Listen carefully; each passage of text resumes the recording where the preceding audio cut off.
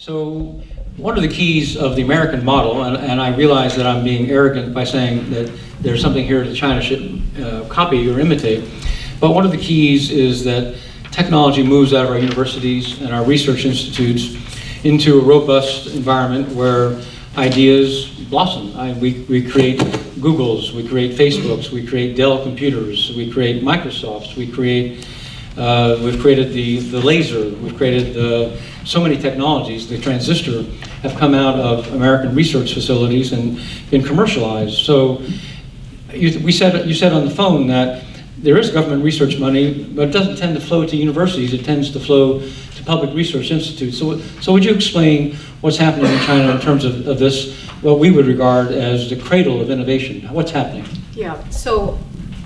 Are you live? Yeah, I'm live. On the bottom? I don't think so. The bottom, please. Right here. Okay, no, I'm live. Okay. Yeah, that's, Bill, I really appreciate that kind of comparative point of view. So Chinese universities, until about the mid-80s, were exclusively almost teaching institutions. And this was also the case in Japan. And so if you look at the innovative, so what we call national innovation systems across the world, Japan is actually quite similar to China. And US might be quite similar to Germany and some other European countries, in which higher education is both the cradle of knowledge as well as the creation of a new knowledge, as well as the dissemination of knowledge.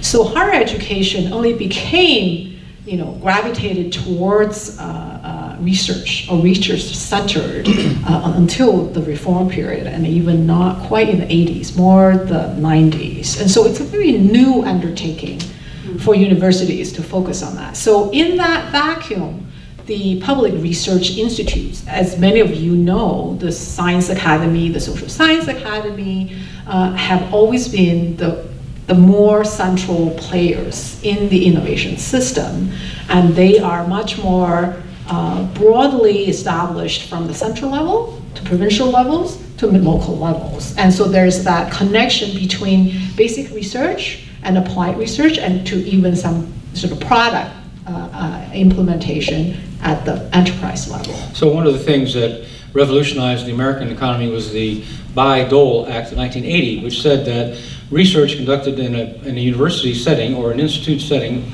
could be commercialized, and that the people who owned the technology was the university or the research institute, not the government, and that the research institution could license that technology to the public, to a private sector. Does that exist in China? Yes, so that's actually a really good point. In fact, scholars around the world basically use the Bayh-Dole Act as a role model in terms of trying to encourage more knowledge spillover to the firms from universities. So Japan did that in the mid-90s, and I don't think China has one yet.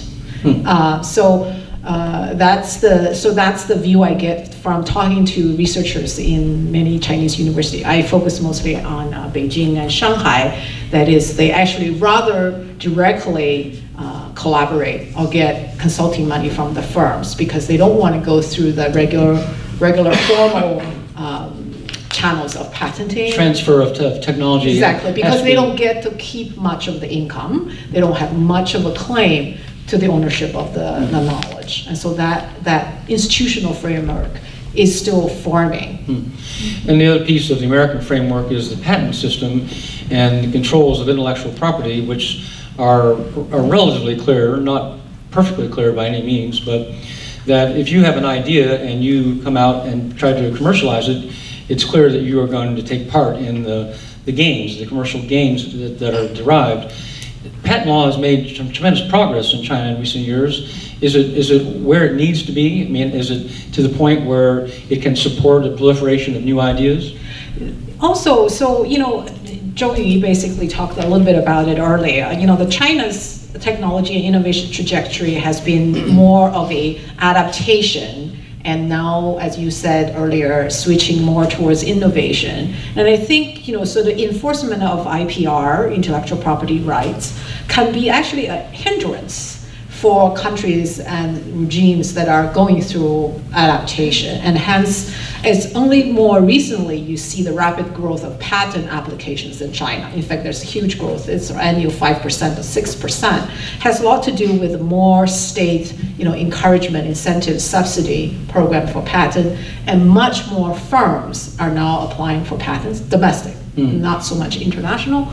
And also the presence of foreign direct investment also encourages domestic firms to do so. Well, it used to be that we said that the absence of patent law in China meant that there was no reason to come up with a new idea because it could be copied immediately and in effect stolen, and other people could copy you immediately. Has that changed? Has the new patent laws, the new patent courts, has that changed the calculus? Is it now possible to come up with a new idea and to control the idea, to make money from the idea? I mean, it is possible in a sense, but I think it's still not the same level of enforcement through the legal channels. What you see more is administrative channels of patent enforcement through complaints to local offices of state patent law. And so what we're seeing here is sort of a race to the bottom, that who goes first. And so certainly it's not to the extent that we see in the United States.